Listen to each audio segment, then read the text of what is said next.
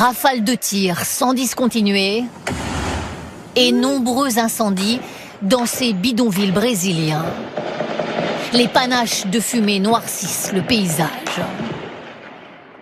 2500 policiers mobilisés à la recherche des membres du Commando Rouge, l'un des principaux gangs de narcotrafiquants du pays.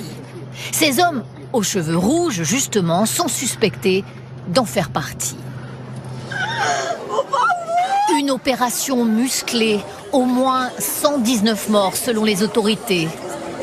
La population est sous le choc entre sanglots et colère. Certains cherchent leurs proches disparus et parfois les trouvent. Ces corps sont-ils ceux des membres des gangs? Nous ne le savons pas. Mais les ONG du bidonville dénoncent un raid policier aveugle. Je ne trouve pas les mots pour parler de la gravité de ce que nous voyons depuis hier. Cela va rester dans l'histoire comme l'un des plus gros massacres dans notre pays.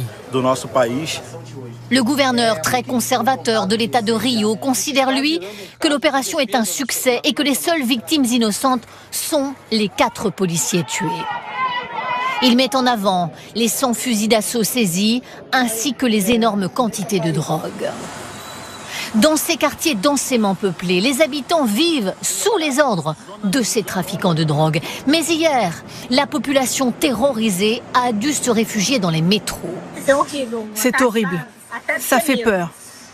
Ça fait des années que j'habite ici, mais là, j'ai très peur.